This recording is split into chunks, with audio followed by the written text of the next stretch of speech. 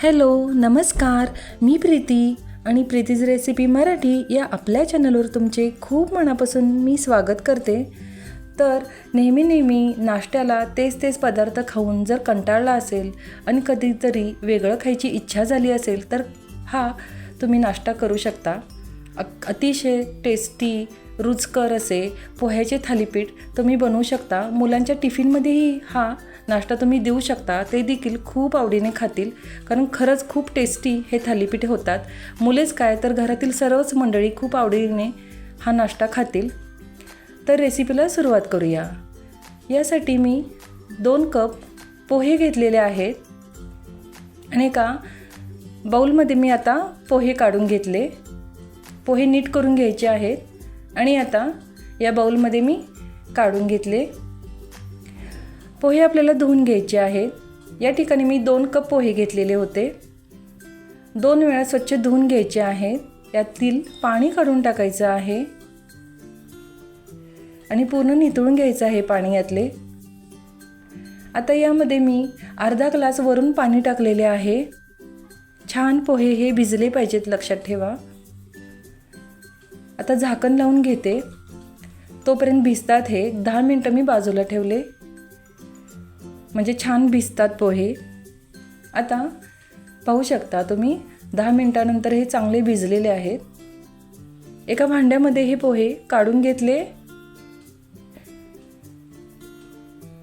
पोहे सर्व या एका भांड्यामध्ये मी काढून घेतले. छान भिजलेले आहेत. आता यामध्ये मी 4 मिरच्या घेतलेल्या आहेत कट करून, कोथिंबीर घेतलेली आहे, मेथीची भाजी कट करून घेतलेली आहे, 2 मध्यम आकाराचे कांदे बारीक कट करून घेतलेले आहेत, मेथी स्वच्छ धुवून कट करून घेतलेली आहे, 2 कांदे बारीक कट केलेले टाकलेले आहेत, कोथिंबीर खूप सारी टाकायची आहे. यामध्ये भाज्या आपल्या आवडीप्रमाणे टाकू शकता, जसं की गाजर किसूनही टाकू शकता. उकडलेला बटाटा एखादा पण यामध्ये मिक्स करू शकता. मी इथे मेथी घेतलेली आहे. तुम्ही याऐवजी पालकही घेऊ शकता. पालक कट करूनही यामध्ये टाकू शकता. आपल्याकडे ज्या अवेलेबल असतात भाज्या त्या यामध्ये टाकल्या तरी चालतील. खूप पौष्टिक उलट थालीपीठ होतील. मिक्स करून घेऊया. आता यामध्ये मिरचीचा ठेचा आहे, हा मी मिक्स करून घेते. लसूण, मिरची आणि जिरे मी मिक्सरला लावून घेतलेले आहे, ते मिक्स करून घेतले. त्यानंतर बेसन पीठ मी अर्धी वाटी यामध्ये मिक्स करून घेतले. चणा डाळीच्या पिठामुळे छान बाइंडिंग येते पिठाला. त्यानंतर गव्हाचं पीठ मी अर्धी वाटी मिक्स केले. आता कोरडे मसाले पाहूया. काश्मीरी लाल मिरची पूड घेतलेला आहे, चवीनुसार मीठ टाकायचं आहे, धनेपूड आहे 1 चमचा, तीळ घेतलेले आहेत 1 मोठा चमचा, गरम मसाला घेतलेला आहे, भाजलेले जिऱ्याची पूड आहे.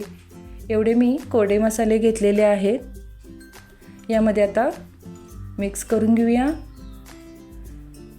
तीळ भरपूर टाकायचे आहेत, छान खमंग थालीपीठ होतात. तीळ मोठा चमचा मी टाकलेले आहे. त्यानंतर धनापूड 1 चमचा मी टाकलेले आहे. भाजलेले जिऱ्याची पावडर 1 मोठा चमचा टाकलेली आहे. आता यामध्ये जाईल काश्मीरी लाल मिरची पूड 1 मोठा चमचा. तिखटाचे प्रमाण इथे आपल्या आवश्यकतेनुसार ठेवावे. गरम मसाला मी अर्धा चमचा या ठिकाणी टाकलेला आहे. म्हणजे आपल्याला कितपत तिखट हवं आहे त्याप्रमाणे तिखटाचे प्रमाण ठरवावे. शेवटी चवीनुसार मीठ टाकायचं आहे. हे सर्व जिन्नस आता हाताने असे अलगद मिक्स करून घेऊया. अलगद असं मी आधी मिक्स करून घेतलेले आहेत. सुरुवातीला असे कोरडेच मळून घ्यायचं आहे. घट्ट दाबून जोर लावून मळून घ्यायचं आहे हे पीठ, तर सॉफ्ट नरम असे थालीपीठ होतात. पोहे आपण सुरुवातीला भिजून घेतलेले होते, त्यामुळे छान बाइंडिंग होतंय.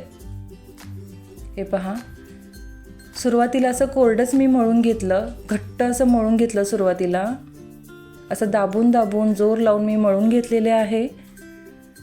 मी इथे अर्धा चमचा हळद पावडर टाकलेली आहे. हळदीमुळे छान कलर येतो थालीपीठाला. आणि परत मिक्स करून घेतले आणि मळून घेऊया. आता आता पाणी टाकायचं आहे। या ठिकाणी मला अर्धा ग्लास वरून पाणी लागलेले आहे, अर्धाच ग्लास पाणी लागलेले आहे, कारण पोहे आपण सुरुवातीला भिजवून घेतलेले होते, त्यामुळे फार पाणी लागलेले नाही आहे।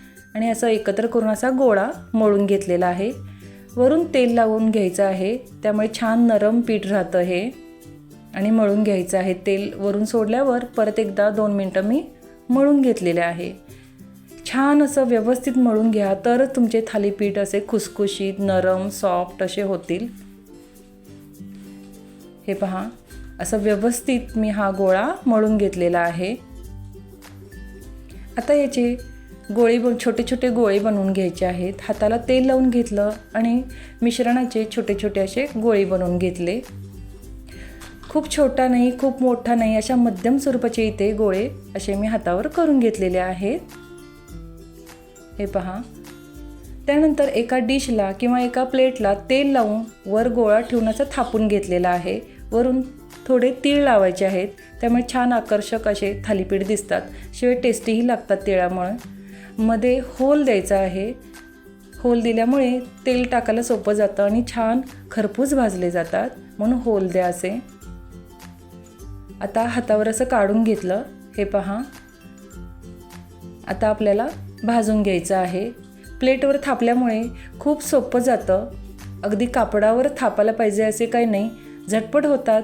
गडबडीच्या वेळेला तुम्ही असे झटपट थालीपीठ बनवू शकता। हे पहा, आता वरून मी तेल सोडणार आहे। दोन्ही बाजूने छान असं भाजून घ्यायचं आहे। वर झाकण लावून घ्यायचं, म्हणजे छान नरम राहतात। झाकण लावल्यामुळे वातड होत नाहीत। मध्यम आचेवर शेकून घ्यायचे आहेत थालीपीठ। पॅनला सुरुवातीला तेल लावून घेतलेले होते, त्यानंतर हे थालीपीठ वर ठेवून घेतले आणि होलच्या दिशेने मी तेल सोडलेले आहे। हे पहा, दुसरी बाजू देखील सोनेरी रंगावर खरपूस होईपर्यंत मी भाजून घेतलेले आहे थालीपीठ।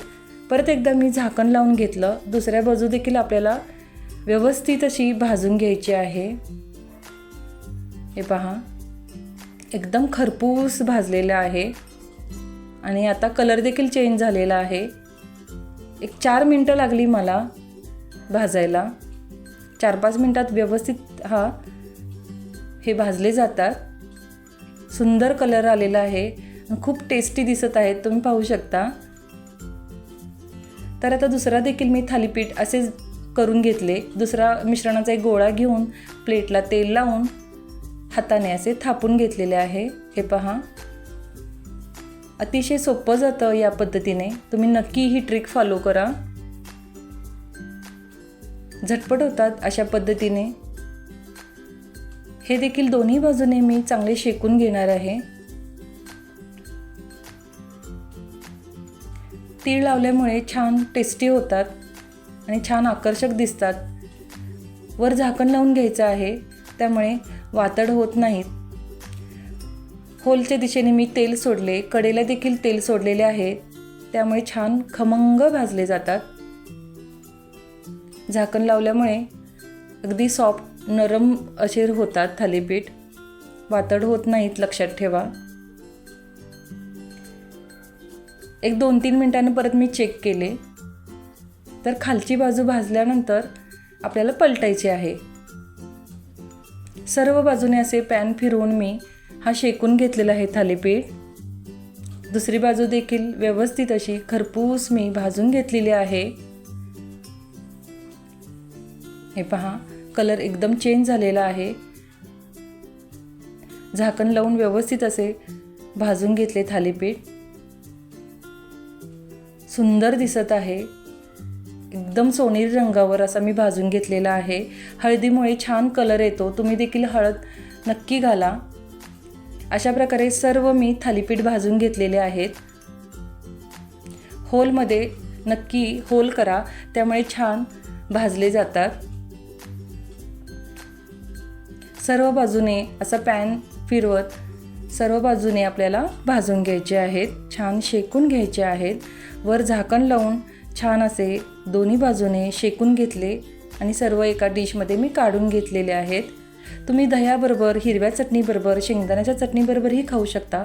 सकाळच्या गडबडीच्या वेळेला असा हेल्दी नाश्ता नक्की करून पहा, खूप टेस्टी होतात. तुम्हाला ही रेसिपी आवडली तर नक्की ट्राय करा. व्हिडिओ आवडला तर व्हिडिओला लाईक करा, शेअर करा आणि चॅनलला जर सबस्क्राईब केलं नसेल तर प्लीज सबस्क्राईब करा. पुन्हा भेटू नवीन एका अशाच छानशा रेसिपीसह. धन्यवाद.